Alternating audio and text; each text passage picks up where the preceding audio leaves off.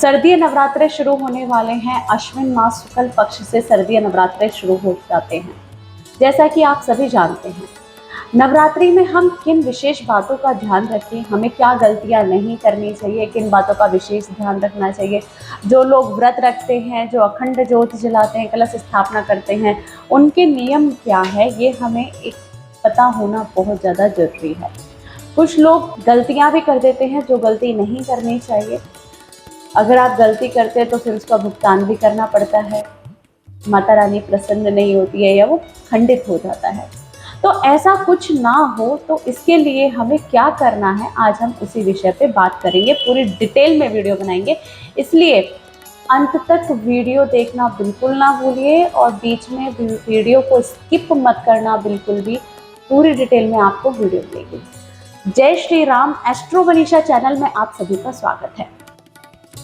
नवरात्रि के बारे में आज मैं आपको बताने वाली हूँ। 2022 नवरात्रि, सर्दीय नवरात्रि शुरू होने वाले हैं।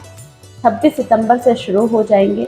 प्रथम नवरात्रि रहेगा और हमारे धर्म में कलश स्थापना के साथ और जौ के साथ, अखंड ज्योत के साथ धूमधाम से नवरात्रि मनाया जाता है। तो इसके साथ मैं आपको बता दूं, कलश स्थापना जब करते हैं तो पहले भूमि को शुद्धिकरण करते हैं, उसके बाद में कलश स्थापना करते हैं, जौ भी बोते हैं और साथ ही साथ अखंड ज्योत भी जलाते हैं। पर इसमें कुछ विशेष बात का ध्यान रखना चाहिए। अखंड ज्योत को लेकर कुछ प्रश्न आते हैं कि बीच में अखंड ज्योत 9 दिन तक लगातार जलाते हैं लोग। कभी कभी क्या होता है कि उसे सही करते वक्त या उसकी बत्ती को उभारते वक्त ज्योत कभी कभी लोगों की बुझ जाती है, तो उनके अंदर एक डर पैदा हो जाता है कि अचानक से हमारी ज्योत बुझ गई है, या फिर मतलब अखंड ज्योत थी बीच में सही करते वक्त मतलब खंडित हो गई है ज्योत, तो क्या करें। ऐसे में जो लोग अखंड ज्योत जलाते हैं उनके नियम क्या होने चाहिए। पहली बात तो जो लोग अखंड ज्योत जलाते हैं, जो कलश स्थापना करते हैं, उन्हें 9 दिन तक अपने घर को छोड़कर नहीं जाना चाहिए, क्योंकि माता रानी उस समय आपके घर पे आती है और हम किसी के घर पे जाएं, वो व्यक्ति हमें ना मिले तो हमें भी बहुत बुरा लगता है। तो इसी प्रकार से उनकी मेहमान नवाजी बहुत अच्छे तरीके से करनी चाहिए। तो जब माता रानी आती हैं तो इसलिए वहीं पर रहना चाहिए उनके स्वागत के लिए। भजन कीर्तन सत्संग जो आप करते हैं वो आप माता रानी का कीजिए और नाम लीजिए। उसके साथ ही बात करते हैं अखंड ज्योत के बारे में हम बात करने वाले थे, तो कैसे करें और क्या करें और किस तरीके से होना चाहिए। सबसे पहली बात, हमें जो अखंड ज्योत अगर आप रखते तो ज्योत थोड़ी बड़ी होनी चाहिए। ज्योत आपकी बड़ी रहेगी तो वो काफी लंबे समय तक चलेगी।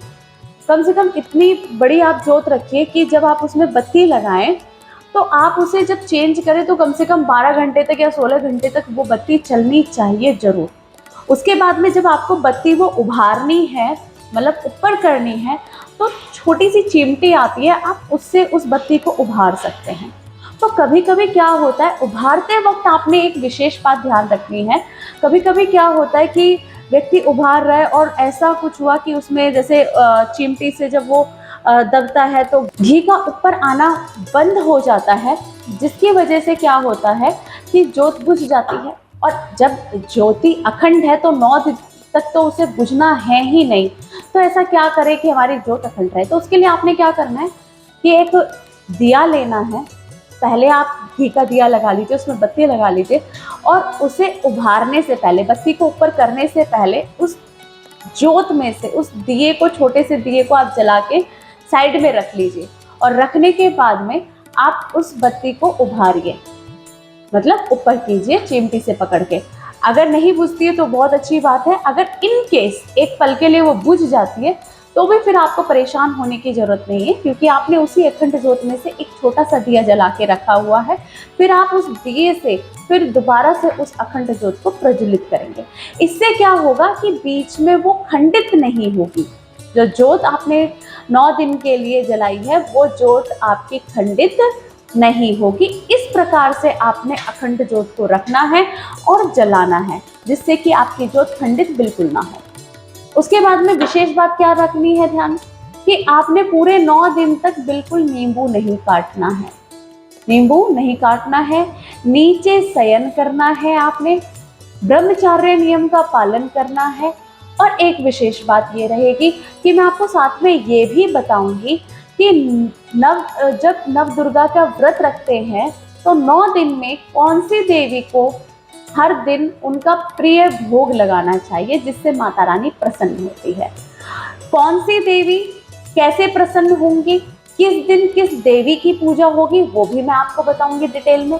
और साथ के साथ मैं ये भी बताऊंगी कि पाठ करने के नियम क्या हैं और कौन सा पाठ करने से हमें क्या मिलेगा, किस समस्या के लिए हम कौन सा पाठ करें कि देवी माँ हमसे प्रसन्न हो जाए इन 9 दिनों के अंदर। तो वो भी मैं डिटेल में वीडियो बनाऊंगी जरूर। तो अब बात कर लेते हैं कि नव दुर्गा में आपने किस चीज का भोग लगाना है माता रानी को, पहले दिन, दूसरे दिन, तीसरे दिन। तो पहली तो शैलपुत्री है, तो उस दिन आपने क्या भोग लगाना है जो माता को अत्यंत प्रिय है। तो बात करते हैं, पहले दिन माता रानी को आप घी का भोग अवश्य लगाइए, इससे माता रानी जरूर आपसे प्रसन्न हो।